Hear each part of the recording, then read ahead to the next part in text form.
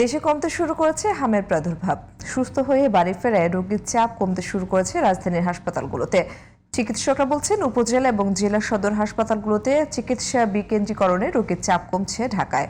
বিস্তারিত মিফতা গালিবের রিপোর্টে।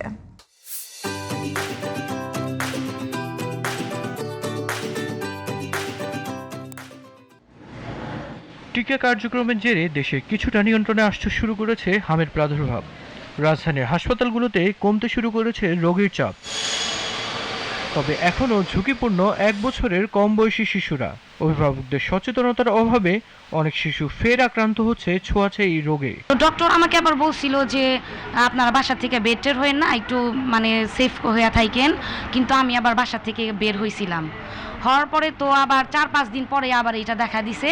সেটা দ্বিতীয়বার যখন দেখা দিছে একদম খারাপ আকারে ধারণ করছে। এটা বাচ্চার বয়স হয়েছে 10 মাস, নিউমোনিয়া ধরা খাইছে, পাতলা পায়খানা, তারপর জ্বর ছিল প্রচুর। পুরা শরীর আমি একদম লাল হয়ে অবস্থা খারাপ হয়ে যায়। গরমে পাতলা পায়খানা, ডায়রিয়া 10-15 দিন পরে জ্বর আসতেছে, 3-4 দিন পরে এরপরে র্যাশ উঠা শুরু হয়েছে। পরে আমি সন্দেহ করলাম যে এটা হাম।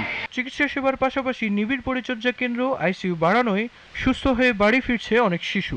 বাচ্চা আল্লাহ দিলে এখন ভালো আছে আগের থেকে। হামরুক আছে না, হামরুক কম কিন্তু পাতলা পায়খানা কমে নাই। এখানে একটু মোটামুটি সুস্থ। শনিবার রাত্রে ভর্তি হয়েছি, পরে এখন এই জ্বর আর কাশিটা কমতেছে না, ঠান্ডাটা। চিকিৎসকরা জানান, জেলা সদর ও উপজেলায় চিকিৎসা সেবার বিকেন্দ্রীকরণে কমছে রোগীর চাপ। একটু ডিসেন্ট্রালাইজই বলবো আমি। প্রাদুর্ভাবও একটু কমেছে, কিন্তু সারা বাংলাদেশে মৃত্যুর সংখ্যা কিন্তু ওই রকম ভাবে কমে নাই যে একদম জিরো হয়ে গেছে, তা হয় নাই। 250 বেড জেনারেল হসপিটালেও যেহেতু কনসালটেন্ট আছে, ওখানেও হামের পেশেন্ট রাখতে হচ্ছে।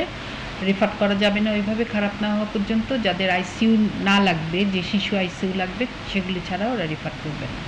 ওই জন্য আমাদের আসলে ঢাকা শহরে হামের পেশেন্ট একটু কমে যায়। আগামী 2-3 সপ্তাহের মাঝে অনেকটাই নিয়ন্ত্রণে আসবে বলেও আশা এই চিকিৎসকের। যেহেতু 100% হামের টিকা দেওয়া হয়ে গেছে, এখন তা কমেই যাবে ইনশাল্লাহ, এই মাসটাতেই কমে যাবে।